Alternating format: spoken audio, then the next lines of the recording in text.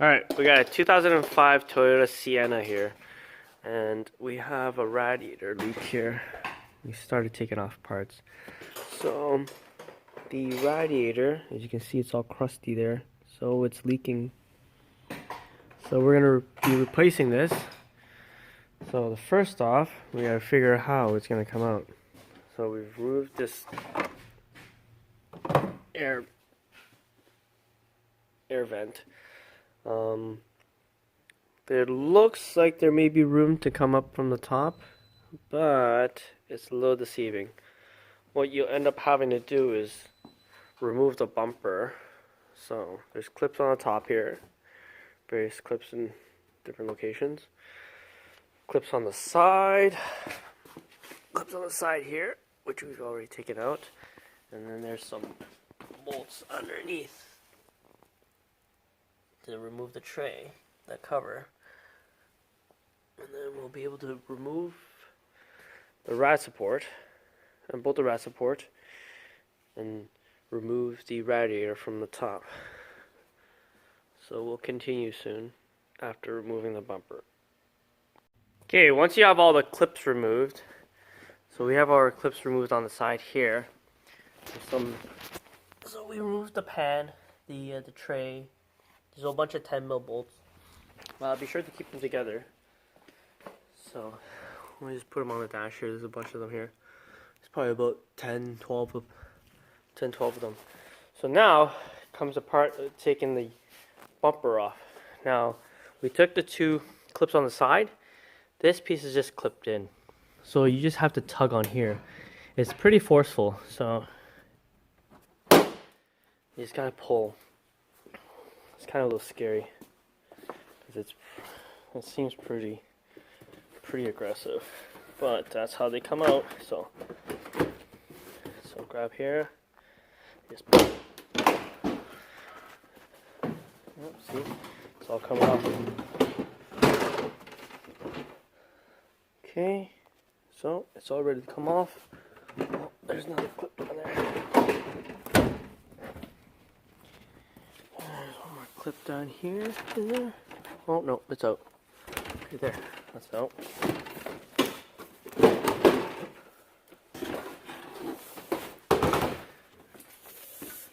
There you go. So our bumper's off. So we'll carry on. What we'll do is figure out how to unbolt this rad support. So it's bolted down there, a couple bolts up here. We'll be able to lift this all off, and then we'll be able to access there's a condenser here, so that stays. But once we take the rad support off, we'll be able to unbolt and unhook everything for the rad and be able to lift the rad straight up. Okay, so now that the rad support's off, we've laid a rag down and flipped up the rad support so it leans there, covering the battery. Don't want to make contact with the post. So there's two lines for the transmission that go right here, those two lines. So we've removed them, and we've used just a spark plug to plug it up, just so it doesn't leak everywhere. So that's off. We've taken off the wiring harness there. So unplug the harness here.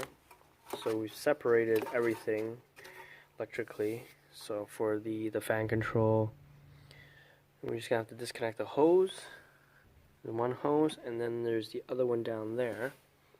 So we'll have to reach for it from underneath. After draining it, then we can pull out the rad. So I'll show you when after we get it out. You can pull it out. Okay, we've removed the radiator hose, the upper and the lower. Be sure to get something to catch the coolant. It's quite a mess here.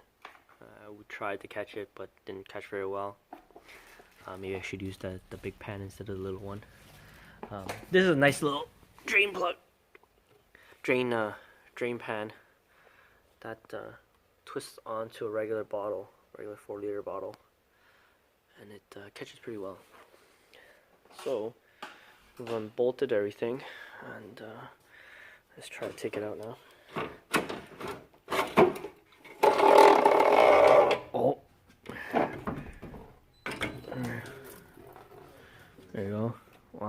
was leaking pretty badly on both sides. So, put it down here. There you go. That's our rad.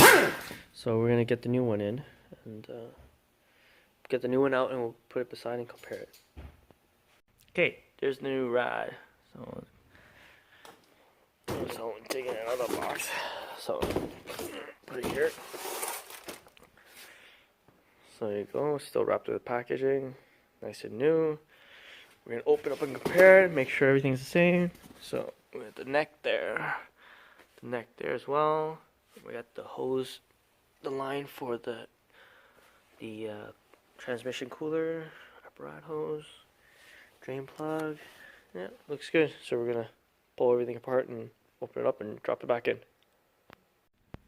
Okay, we got the rad back in. All lines are hooked back up. There's the cooler lines, the upper rad hose, the lower rad hose. Be sure to check if this fitting here is tightened. This one and the lower one, the one down there. Just make sure that it's tightened before you put the cooler lines on. You don't want to find out that they're leaking and not tightened. Plugged up the fan control harness. Got our rad support bolted back on. We're gonna finish putting everything back together. Okay, so the bumper cover's on, and we're just sitting there. So we're just gonna push this back in. There you go. That's clipped in. Come to the other side. Line this back up. Line this back up.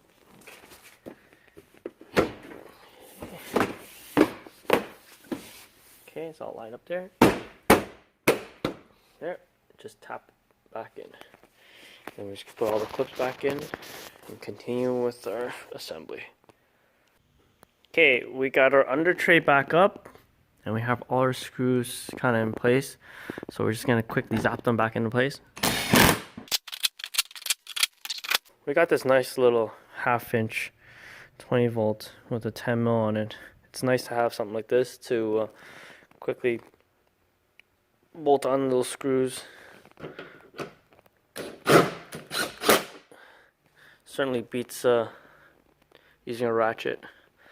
So we just bring it back down and fill it with coolant. Okay, we got the coolant back in, and we got the car running now. Just checking for leaks. So